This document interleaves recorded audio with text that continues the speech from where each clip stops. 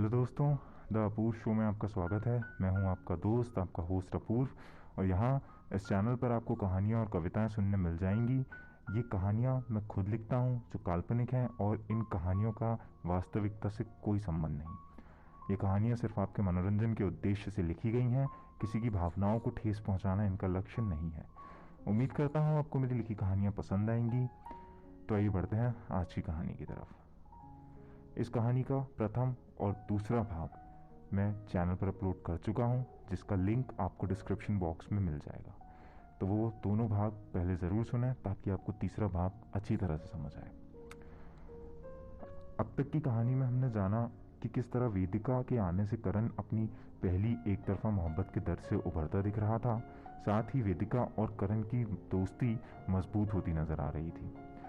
करण वेदिका के साथ बात दोस्ती से आगे ले जाने की कोशिश करता है, मगर वेदिका अक्सर बात को नज़रअंदाज कर दिया करती थी। अब आगे करण कोई जल्दबाजी नहीं करना चाहता था, जिसके चलते करण वेदिका से खुल के बात नहीं कर रहा था। साथ ही अब तक वेदिका की मौजूदगी से करण खुश रहने लगा था। वहीं दूसरी ओर वेदिका भी करण के साथ को उतना ही पसंद करती थी। अब बात चाय की दुकान से निकलकर मॉल, रेस्टोरेंट, सिनेमा घर तक पहुंच गई थी। वो वीकेंड पर प्लान बनाकर घूमने भी जाने लगे थे। ज़्यादातर वक्त दोनों साथ ही बिताते थे।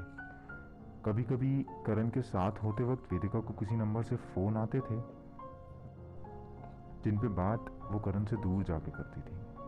फ़ोन रख के वापस आने पर करण जब वेदिका से पूछता तो लगता जैसे वेदिका कुछ बताना चाहती है, मगर फ़ोन घर से था कहकर वेदिका बात टाल देती थी। वेदिका का प्रोजेक्ट 1 महीने का था, मगर कंपनी के प्रोसेसर के चलते 3 महीने से ऊपर हो चुका था। करण को भी वेदिका को जानते हुए लगभग 3 महीने हो गए थे, और करण को डर था कि कहीं वो वेदिका को अपने दिल की बात कहने में देर ना कर दे। इस वजह से करण ने फैसला कर लिया था कि वो जल्द ही वेदिका को अपने दिल की बात कहेगा।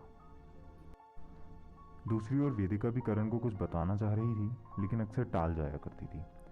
मगर बढ़ती मुलाकातें और करण का वेदिका की ओर बढ़ता झुकाव देख एक दिन वेदिका से रहा नहीं गया, और उसने करण को फ़ोन करके कहा, करण, क्या हम आज शाम मिल सकते हैं? मुझे कुछ ज़रूरी बात करनी है।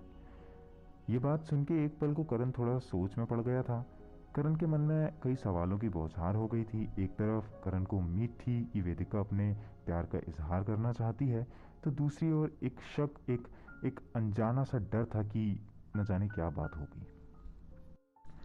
करण अपनी सोच से परे होकर अपने होश संभालता है और तुरंत वेदिका को जवाब में कहता है, हाँ ज़रूर वेदिका, मुझे भी कुछ ज़रूरी बात करनी थी। आज ही शाम को मिलते हैं। शाम और समय हो जाता है करण और वेदिका के मिलने का।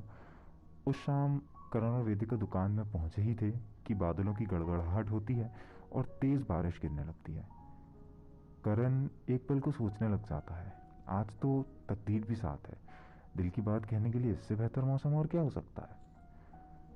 अब वेदिका, करण दोनों हाथ में चाय का कुल्हड़ लिए बारिश की बूंदों की ओर देख रहे हैं, और शायद हिम्मत इकट्ठी कर रहे हैं अपने दिल की बात कहने के लिए। कुछ देर की तभी चुप्पी तोड़ते हुए वेदिका ने कहा, करण, मैं जानती हूँ तुम मुझसे क्या कहना चाहते हो। मैं जानती हूँ कि तुम मुझे पसंद करते हो और मुझसे शादी करना चाहते हो। मैं ये भी जानती हूँ कि तुम मुझे प्रपोज करना चाह रहे हो बहुत दिनों से। मगर एक बात है जो तुम नहीं जानते। मैंने कई दफ़ा तुम्हें बताने की कोशिश की, मगर तुम्हारे चेहरे की मुस्कान ने हमेशा मुझे रोक लिया। मुझे डर लगा रहा कि कहीं मैं तुम्हारी मुस्कुराहट को नुकसान ना कर दूं, और ये डर मुझे आज भी है। मगर अब चुप रहना भी ठीक नहीं करण। करण, मैं तुमसे शादी नहीं कर पाऊंगी। कुछ कहता उससे पहले वेदिका की ये बात सुन के करण एक पल को जम सा गया। करण कुछ सवाल जवाब करता उससे पहले ही वेदिका ने अपनी बात आगे कहना शुरू कर दी। करण, मैं भी तुम्हें उतना ही पसंद करती हूँ जितना कि तुम मुझे। बीते महीने में जो भी वक्त हमने साथ बिताया, वो सारा हंसी मजाक, घूमना फिरना, एक एक पल मेरे लिए बड़ा खास था। मगर मेरे माँ पापा ने मेरा रिश्ता पहले ही तय कर रखा है करण। मैं जानती हूँ तुम्हें ये बात बताने में मैंने देर कर दी है। मैं ये भी जानती हूँ कि कहीं ना कहीं मैं तुम्हारी गुनहगार हूँ, मगर मैं बचपन से अपनी मर्ज़ी से जीती आई हूँ करण। अपने मन की पढ़ाई, फिर नौकरी का फ़ैसला, फिर नौकरी के लिए दूसरे शहरों में जाने तक एक एक बात मैंने अपनी मर्ज़ी से की है। अब एक मेरी शादी ही है जो मेरे पापा अपने दिल से करना चाहते हैं। मैं उनसे नहीं कह पाऊँगी कि मैंने जीवन साथी भी अपनी मर्ज़ी का चुन लिया है। मैं उन्हें नहीं बता पाऊँगी कि कुछ महीने नौकरी के सिलसिले में शहर से दूर आकर मैंने अपना उम्र भर का फ़ैसला भी अकेले कर लिया। अब तुम चाहो तो मुझसे नफ़रत कर सकते हो। जितना दुख तुम्हें है ना ये सब जानकर, उससे कहीं ज़्यादा दुख मुझे हो रहा है तुम्हें ये सब बताकर। अगले 2 दिन में मेरा प्रोजेक्ट ख़त्म हो जाएगा और मैं वापस जा रही हूँ। अगर दिल में मेरे लिए कोई जगह बची हो ये सब सुनने के बाद तो स्टेशन छोड़ने ज़रूर आ जाना। नहीं भी आओगे तो कोई बात नहीं, और हो सके तो मुझे माफ़ कर देना। इतना सब सुनने के बाद करण कहता भी तो क्या। करण के बदन में खून रुक सा गया था। कुल्हड़ में रखी चाय ठंडी हो गई थी और करण की जिंदगी शायद फिर से फीकी स्वाद हो गई थी। अपनी सारी बात कहकर वेदिका कुछ ही देर में वहाँ से चली गई और अगले 2 दिन करण और वेदिका ने एक शब्द की भी बात नहीं की।